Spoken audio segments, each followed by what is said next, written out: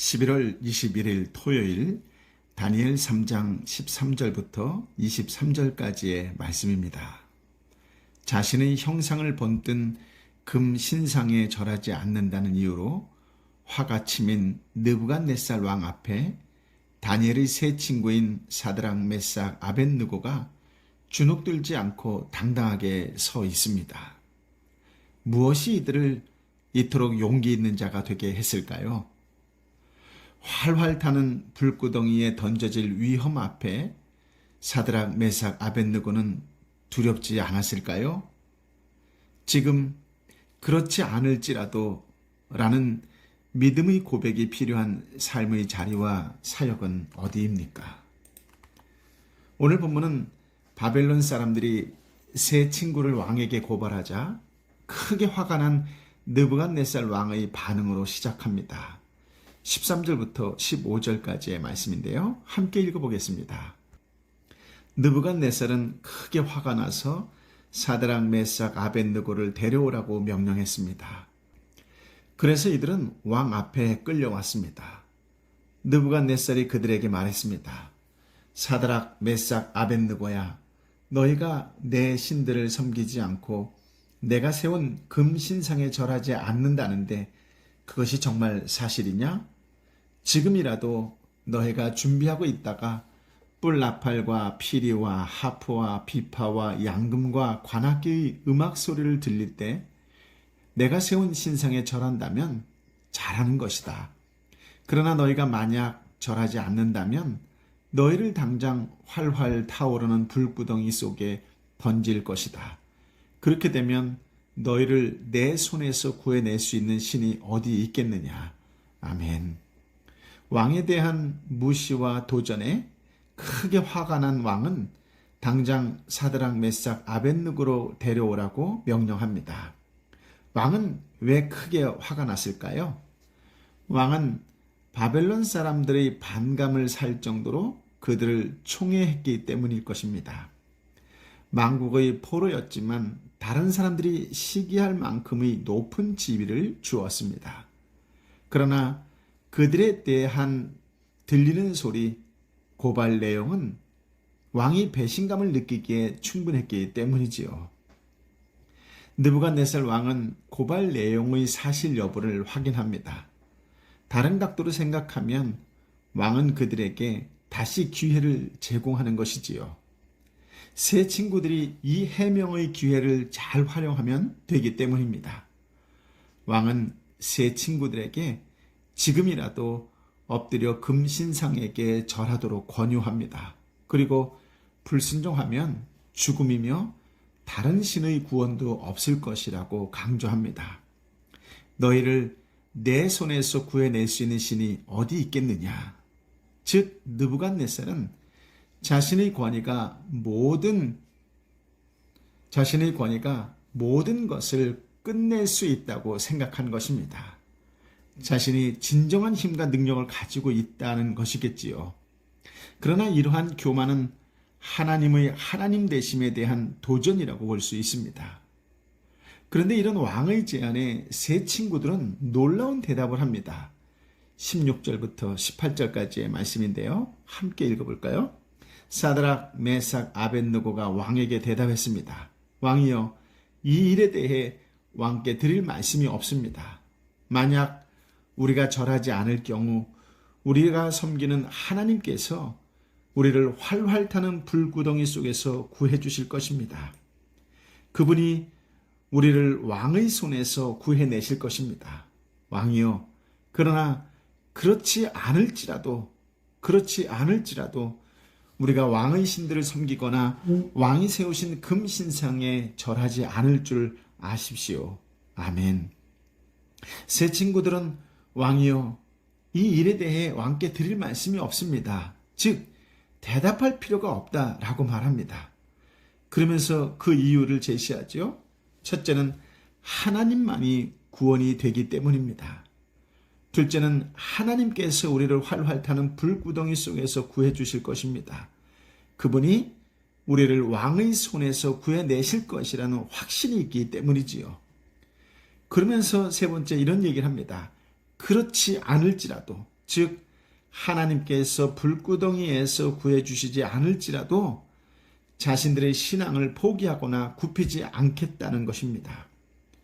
하나님의 뜻과 구원 사역이 불구덩이 현장에서 일어나지 않아도 왕의 신들을 숭배하지 않을 것이라는 말로 자신들의 신앙을 확고히 밝힙니다. 결국 이들은 기존의 기득권과 경제권은 물론이고 죽음을 각오하고 집단적 우상 숭배화에 참여하지 않았고 그들의 신앙을 포기하지 않았습니다. 하나님의 구원과 능력, 구원하심의 확신에 찬 신앙 고백과 이에 따른 믿음의 행동은 놀라지 않을 수가 없습니다. 그렇다면 무엇이 이 세 친구들을 이토록 용기 있는 자가 되게 했을까요? 그것은 그들의 중심에 견고한 신앙이 있었기 때문입니다. 그들은 신앙을 타협의 대상으로 여기지 않았습니다. 그렇기 때문에 느부갓네살 왕에게 자신들의 입장을 이해시키거나 간곡하게 설득하여 우상에게 절하는 것을 대체할 다른 방도를 구하는 시도조차 하지 않은 것이지요. 그렇습니다. 상대방의 양보를 얻고자 하면 이쪽에서도 그에 상응하는 양보를 해야 하는 법인데 그것조차도 신앙의 양심에 꺼려졌기 때문일 것입니다. 당시 세계 제1이라고 하는 바벨론과 그 왕, 그리고 이름 없는 종속국 망한 나라의 시권 청년들, 세 사람과의 대결은 보나마나 하나마나한 대결이었습니다.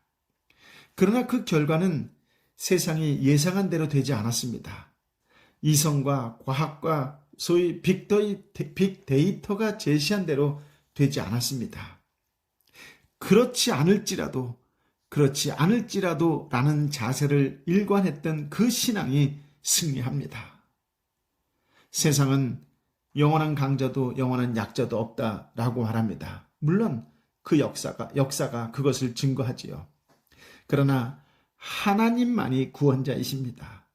하나님만이 역사의 주인이십니다. 라는 진리는 영원히 변하지 않습니다. 이런 신앙의 고백이 있는 사람은 약자도 강자도 아니지만 그러나 승리자입니다. 순수한 신앙을 지키려는 강한 용기는 성도의 신앙뿐 아니라 삶도 지킵니다. 여러분 한 사람 한 사람이 예수의 이름으로 승리자가 되시기를 우리 주님 예수 그리스도의 이름으로 축복합니다. 아멘. 19절부터 23절까지의 말씀인데요. 느부갓네살은 화가 머리 끝까지 치밀어 사드락, 메삭, 아벳느고를 향해 얼굴을 붉혔습니다. 그는 불구덩이를 보통 때보다 7배나 더 뜨겁게 달구라고 명령하고 군대의 힘센 용사 몇 사람에게 사드락, 메삭, 아벳느고를 묶은 채로 활활 타오르는 불구덩이 속에 던져 넣으라고 명령했습니다. 세 사람은 겉옷과 속옷과 모자와 다른 옷을 입은 채 묶여서 활활 타는 불구덩이 속에 던져졌습니다. 왕의 명령이 얼마나 엄하고 불구덩이가 얼마나 뜨거웠던지 사드락, 메삭, 아벳느고를 붙들고 있던 군사들이 그 불에 타 죽었습니다. 사드락, 메삭, 아벳느고 이 세 사람은 꽁꽁 묶인 채로 활활 타는 불구덩이 속에 떨어졌습니다. 아멘. 세 친구의 대답은 느부갓네살 왕에게 진짜 도전장을 들이미는 것이 되었습니다.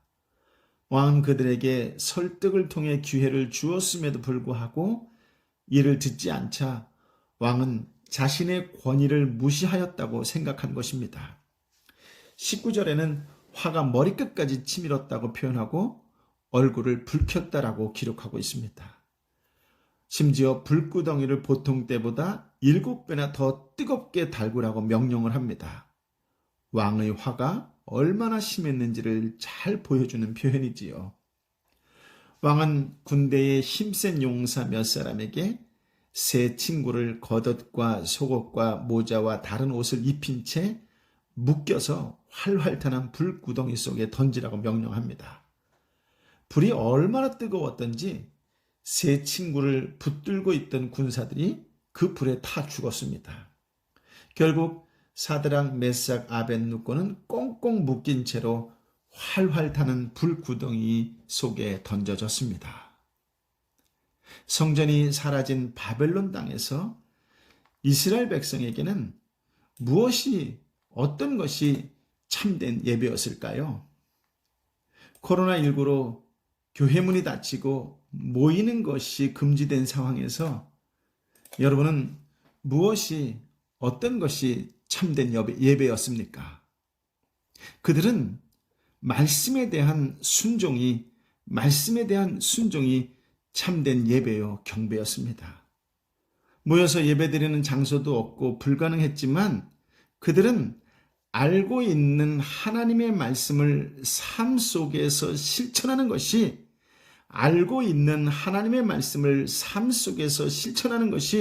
곧 예배요 찬양이었습니다. 세상 속에서 말씀에 대한 순종으로 하나님의 주권을 인정했으며 하나님 나라에 대한 소망을 표현했습니다. 우리가 하나님이 세상의 주인이심을 고백할 때